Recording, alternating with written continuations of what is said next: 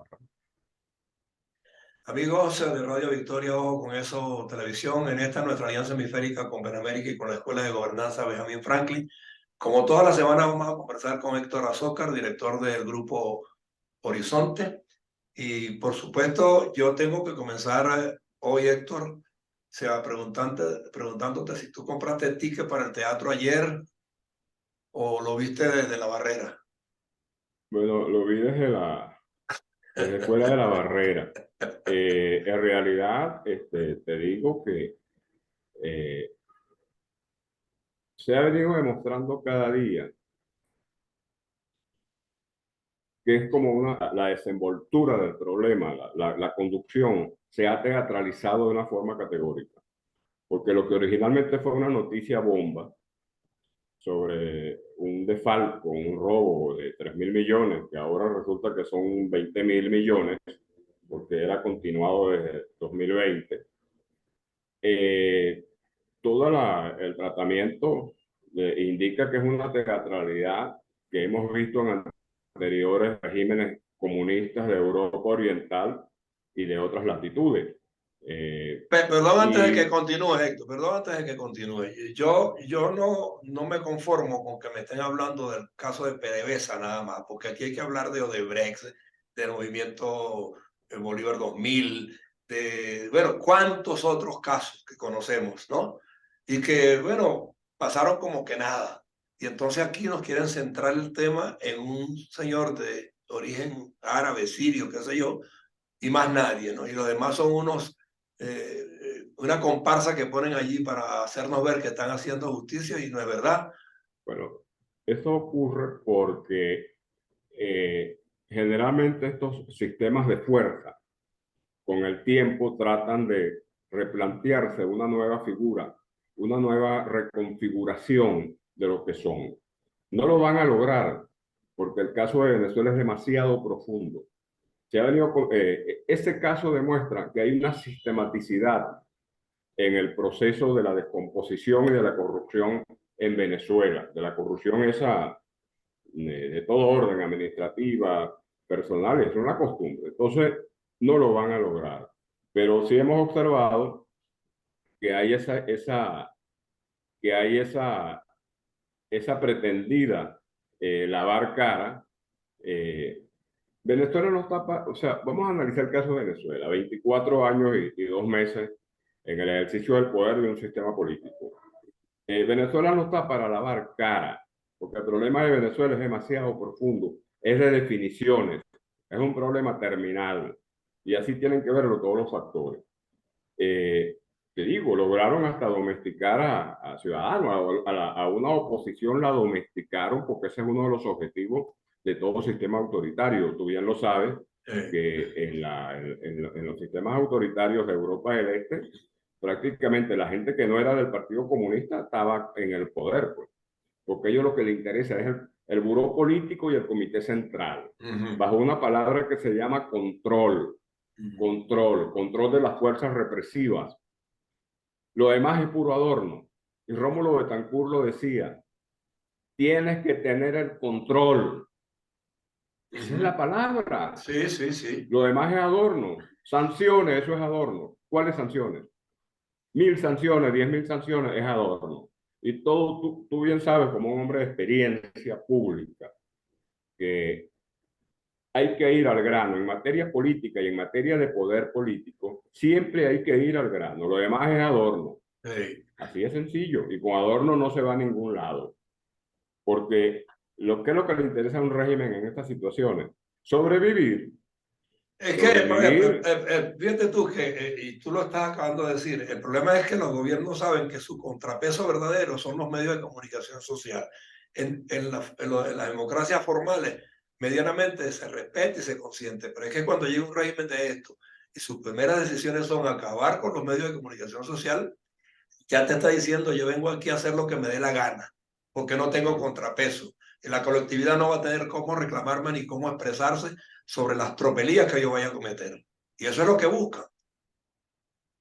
Claro, porque esos medios pequeños, más que los grandes los acabaron, pero los pequeños demostraron una eficiencia enorme y y bueno, y todo, pues la boca oído, los comentarios, todo eso, no lo van a poder No van hacer a poder, exacto.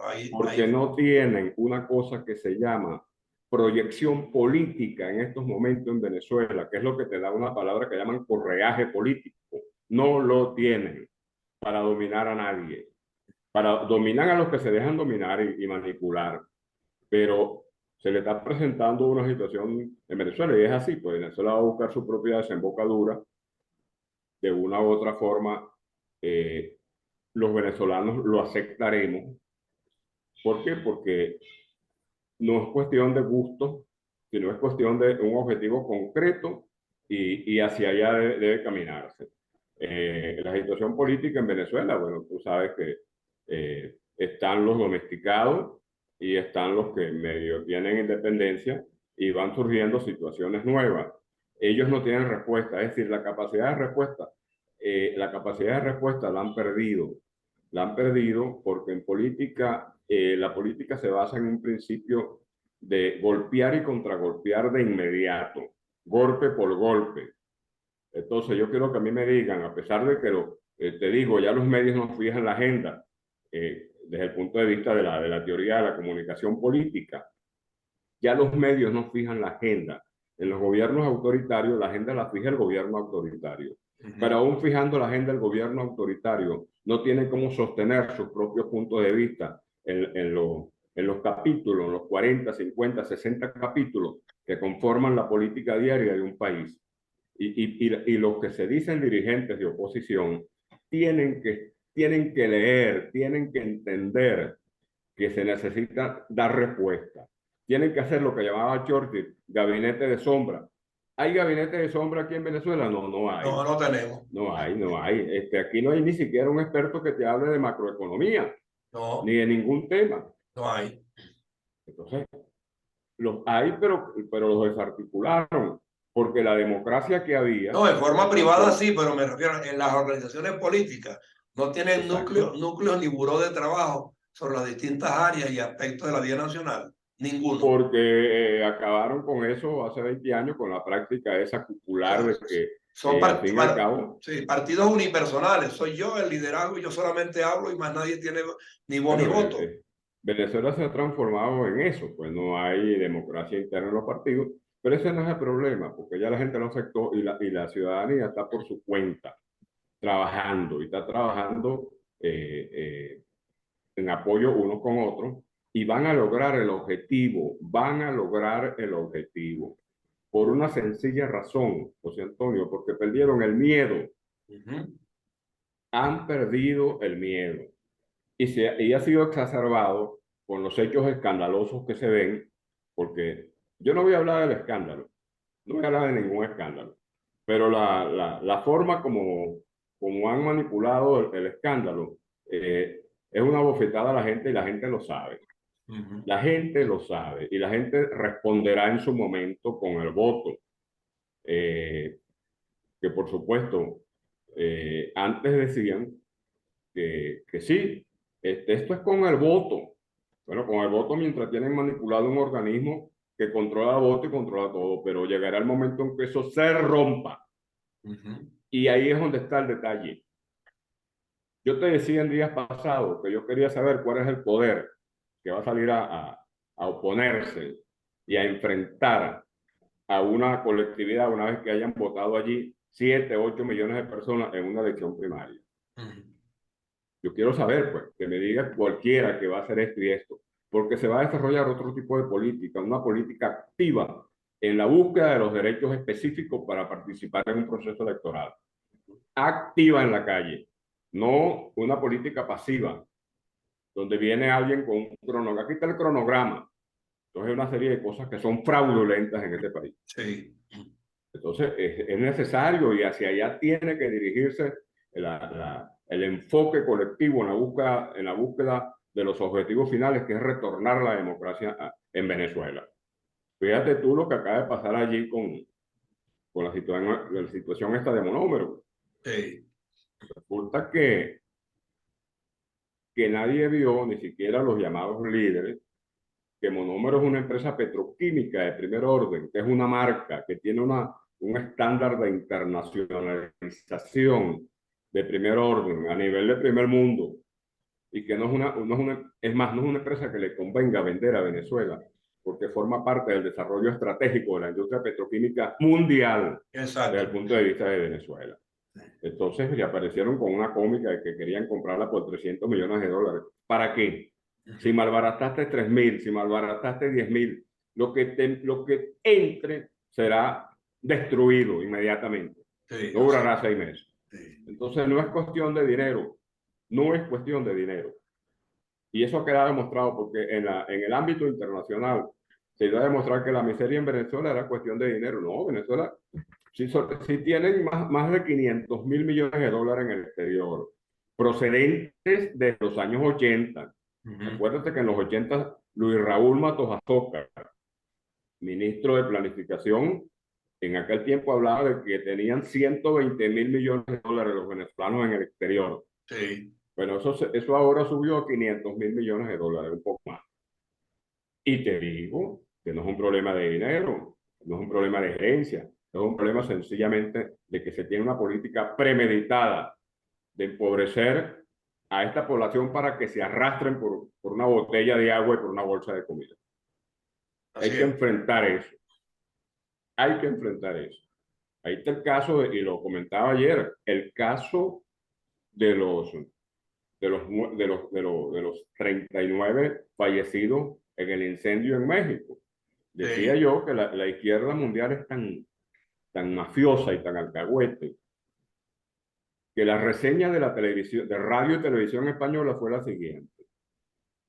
Fallecido 39 personas, la mayoría de origen guatemalteco. Resulta que ya hay 12 venezolanos. ¿Por qué no nombran a los venezolanos?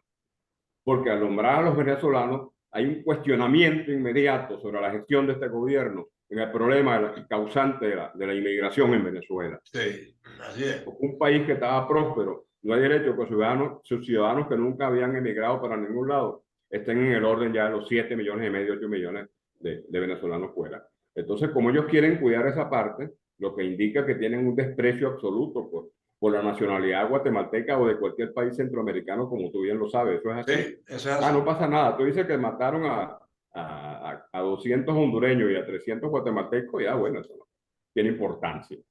Entonces, yo denuncié en los medios de comunicación a los cuales tengo acceso en el área comunal y rural, que cómo era posible que unos ciudadanos que estaban en las manos de un Estado, porque estaban bajo la custodia de un Estado para ser deportados, Sí. hubiese ocurrido este incendio y no le prestaron las autoridades el apoyo necesario en el momento para que no ocurriera la tragedia. Eso es grave. Eso es un atentado contra los derechos humanos. Yo no sé a dónde irán, como decía alguien por ahí, vayan a donde ustedes quieran, a la Corte Penal o a la Corte Celestial, lleven eso. Yo no sé qué autoridad tendrá que ver con esto, pero demuestra una vez más el desprecio sistemático que se ha venido operando sobre los migrantes venezolanos, porque no tienen representación, porque quedaron solos, porque quedaron como apátridas, etcétera, etcétera. Porque aquí inclusive hay que luchar para que se redefina nuestra identidad nacional y tengamos derecho a nuestra cédula de identidad sin que sea un proceso que cueste dinero, porque eso Es- tiene que ser un proceso gratuito sí, así para es. los venezolanos. ¿De qué estamos hablando? Sí. Estamos hablando de que una privatización de un país, después que criticaban tanto a la privatización de los grupos económicos, Ujú. ahora viene la privatización de que yo quiero tener acceso a un coto cerrado para lucrarme, a un Sí. servicio público. Eso es grave, muy grave. Bueno, es que se ha dicho que el sistema de identificación que ahora se está montando tiene sus patrocinantes dentro del mismo gobierno nacional venezolano en las altas esferas. Está manejado por una figura que todavía yo no lo había a mencionar, pero yo creo que debe trascender muy pronto, que es la que está detrás de ese proceso, pero ya está fijando precios en dólares y quiere que los que están afuera y los que están adentro y todo el mundo tenga una cédula, pero pagando. Eso es gravísimo. Eso es gravísimo porque viola un principio normal de la ciudadanía, porque es el derecho a la identificación y que es un Claro, derecho constitucional, derecho constitucional. así es. Entonces yo te digo que me sorprende altamente que no veo ningún sector decir nada, No, ni fijar criterio en nada. Entonces, ¿de qué estamos hablando? ¿De qué estamos viviendo? ¿Cuál es el tipo de sociedad en que nos estamos desenvolviendo en estos momentos? Una sociedad totalmente indefensa, eh, una ciudadanía indefensa, no hay ninguna institución que ayude a la gente, pues, han desaparecido todos los organismos protectores de los derechos, no asumen este tipo de cuestiones colectivas, porque afecta a una colectividad, de tal manera que esto forma parte de los procesos de descomposición que se van presentando con los años, porque tú te pones a analizar y en principio se van contra tales objetivos, pero a medida que va pasando el tiempo, se va especializando la función del sistema público y van abarcando áreas personales, áreas individuales, áreas para consolidar un proceso que es de un reparto de las instituciones que generan.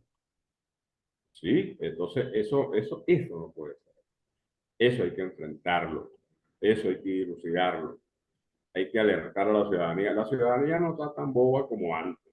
La ciudadanía se le ha desarrollado una capacidad crítica, la tienen ahí y ha sido por su cuenta, porque no ha sido a través de partidos ni de líderes, porque ya sabemos que esto están domesticados desde hace muchos años.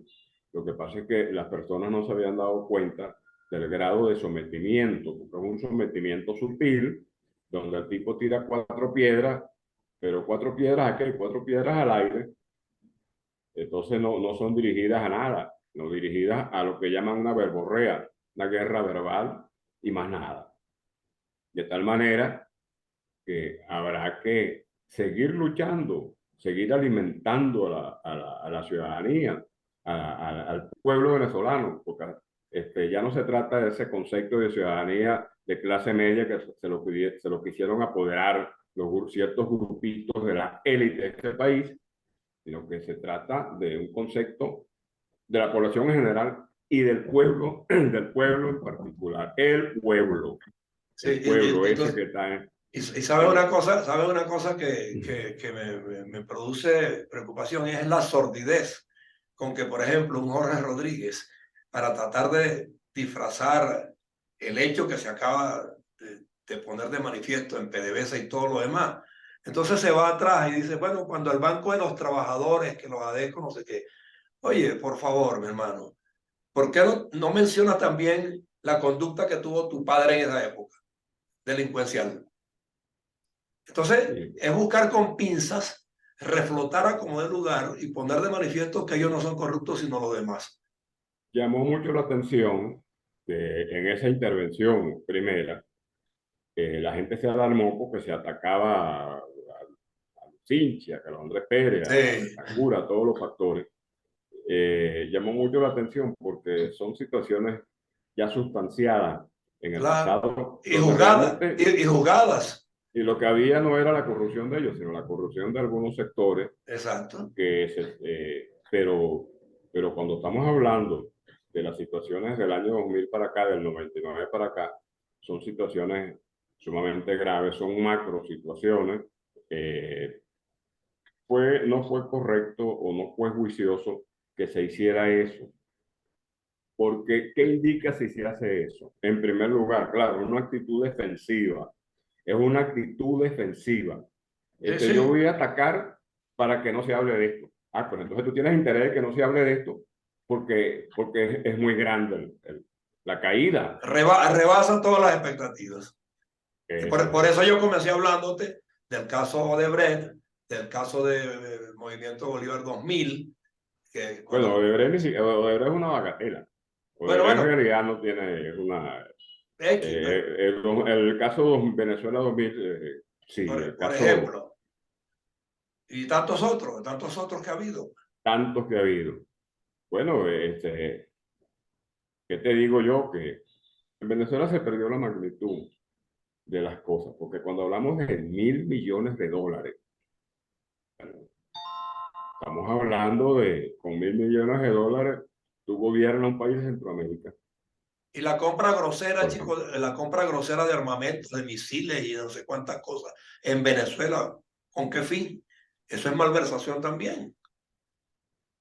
porque no estábamos en posición de defendernos contra nadie en esos momentos en que se hicieron esas inversiones que ahora faltan para darle de comer a los maestros y a los trabajadores en general. La lucha social, te digo, han tratado de plantearla, responderle a los trabajadores y a los jubilados y a todos los factores de que no hay dinero. Claro, eso se acalló un poco con los 3.000 estos que están en No, juego. y se cayó el cuento de las sanciones porque había dinero, se lo estaban robando ellos Sí, mismos. eh, pero la Organización Internacional del Trabajo ha estado reunida de hace tiempo en la cuestión de la fijación del salario, pero se le hace una crítica y se la hago yo en este programa, de que ellos, siendo una organización internacional del trabajo, no han hecho nada por defender ni la libertad sindical ni a los sindicatos como tales. Y los sindicatos son agentes sociales y económicos que están ahí, que nadie puede ejercer su función, que han logrado las contrataciones colectivas, que esas contrataciones colectivas superaban a la ley del trabajo. Sí, señor. La ley del trabajo era apenas una referencia de por dónde se iba a comenzar. Entonces, en un país donde se ha caído el salario, es un hecho gravísimo, porque el salario es la forma de pago de un esfuerzo físico, psíquico, mental o emocional. Y si eso se cae, ¿en qué caemos? En el trueque. ¿En qué caemos? ¿Qué tipo de sociedad? Entonces serán trueques para los que no tienen y las altas finanzas, la gente comprando todo lo que le da la gana, camionetas, carros, apartamentos, quintas, haciendo todo tipo de negocio, un grupito de arriba. Entonces quiere decir que definitivamente la idea es que la sociedad venezolana se divida en un grupo dirigente que abarca un 6 o 7% y el 92 o 93% que no están en esos beneficios, que por cierto, si tú te pones a analizar esos 90 y pico por ciento de rechazo sistemático, obedece a ese tipo de discriminación social y ese rechazo sistemático. No han podido, porque han querido maquillarlo, no, que ahora hay el 16, tiene el 3, eso es mentira, porque el proceso de discriminación contra la sociedad venezolana ha sido orquestado sistemáticamente y ahí están los resultados. Ahí está el poco gente muriéndose porque no tienen para comprar medicina que son a precio de dólar. Ahí está, no le alcanza para comer, tienen que hacer rebusques, hacer cuestiones, este, de, vivir de lo que le envían de algún lado y de lo que pueden hacer aquí, ayudándose pues dentro de una economía de dólar. No es posible que eso ocurra, Sí. no es posible. Entonces, ¿por qué no sinceramos la situación de Venezuela? Un salario que se está fijando ahora en $600, porque la canasta básica pasó de 350 a $400 a un poco más. Claro, si eso ocurriera, en un hipotético caso, habría que frenar la máquina de la especulación financiera que está por debajo, que tiene unos agentes o gestores de esa situación que nadie conoce, pero que si se pone a investigar, bueno, llegarán al fondo del asunto, que son los que hacen que la moneda aumente todos los días, el dólar en relación al bolívar, el dólar en relación al bolívar. Sí. Y si lo ponen a 500, bueno, entonces el dólar costará, quién sabe, costará 700 bolívares. Entonces eso es muy grave, eso tenemos que asumirlo, no hacerlo es criminal, no hacerlo es criminal, porque se va a demostrar algo que ya el problema no es del aumento, un aumento sustancial a $4.500, sino que hay otra causa de fondo que inmediatamente va a destruir las bondades de un aumento salarial en Venezuela. Esta es la situación que está planteada eh, dentro de una sociedad, no en quiebre, sino dentro de una sociedad en una etapa de consolidación de la dominación en desmedro de millones los que sean, basado en un mecanismo de control de los aparatos que pueden dar respuesta física a cualquier protesta social. Pero, como dice el dicho, todo tiene su contra. ¿Hasta dónde llegará esto? porque no es estática. Las luchas sociales son dinámicas. Sí, así es. Los sentimientos, los dolores del cuerpo, los sentimientos humanos, las razones. Entonces, bueno, es un juego de presiones, porque eso es lo que la sociedad va a entrar en un juego de presiones. Y la gente sí va a tomar la calle. Va a tomar la calle ahora en una forma masiva, ni siquiera dirigida, porque cuando hay una toma de calle dirigida, pareciera que hubiera un proceso previo de inducción, Sí. como Esto lo es hubo espontáneo. La como gente lo se va hubo el sumando. 27 de febrero. Inducción Sí. por parte de los elementos de la extrema izquierda sobre una situación y cabalgaron sobre la inocencia de Carlos Andrés Pérez, que tenía 3 semanas en el cargo y no esperaba eso. Sí. Pero en un proceso de esta naturaleza, un proceso espontáneo, la gente tomando la calle, reclamando salarios, reclamando esto, reclamando servicios, con toda la razón del mundo, porque todo se ha caído. El sistema de salud, educación, salud, todo. El salario, el transporte a precios que le da la gana, esto fijando los precios como ellos quieren. No han aumentado todavía el salario y ya los tipos están duplicando los precios. Entonces, ¿cómo es eso? Sí, sí. ¿Cómo es eso? Y los complacen porque es una parte sensible de un servicio público sensible, que son los llamados camioneteros. Sí. Entonces, pero aún así no les llega. Te digo, es asombroso cómo pasaron el pasaje de Bolívares 5 a Bolívares 10 a Bolívares 12, Sí. como le da la gana, sin que hayan aumentado los 130 bolívares de esos mensuales de la pensión. Entonces, esas son las cosas que uno tiene que denunciar y que la gente que está en el exterior entienda y vea el problema de Venezuela. Esta es una lucha tenaz, sistemática, constante. Muchos de ustedes que están fuera, bueno, serán espectadores y serán un apoyo, pero las soluciones vendrán de adentro. No, Tienen que y que ser no de estamos adentro. solo en el plan de observadores, estamos en el plan de activación también, porque primero queremos expresarnos y segundo estamos intentando aprender muchas cosas y preparar muchas cosas para el regreso, empezar a darle fortaleza al rescate que se anda buscando. No Claro estamos que aquí sí. de brazos cruzados y ahí tienen que entenderlo. ¿Y Eso cuántas lo entiende familias? la Hay gente. muchas familias que a lo interno están sobreviviendo porque gracias a Dios algunos con cierta preparación pudieron salir y colocarse a generar algo.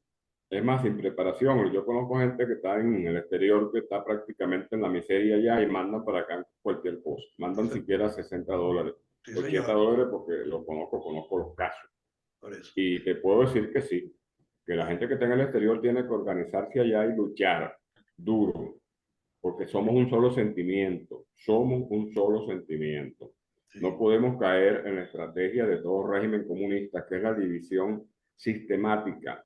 Antes era la lucha de clases, ahora es una división de varones y hembras, hombres y mujeres. Después una división dentro de la familia. Después quieren poner que el niño de 7 años tiene derecho a esto, a esto. O sea, ese, toda una descomposición social sí, bajo una concepción errada de lo que es la familia y de lo que es la sociedad. Nosotros tenemos que darle respuesta a eso, porque estos regímenes autoritarios que están en América Latina básicamente están basados en la demagogia más absurda, demagogia. sí. Porque después de la experiencia de Venezuela, ¿cómo te explicas tú que un Chile civilizado, ya casi en el primer mundo, retroceda a una lo que era Argentina, Brasil, Argentina, Colombia? Colombia. Ayer decíamos que no se puede vender un número para complacer los caprichos de un presidente que no ha podido arrancar, como es Petro, porque Colombia le queda grande.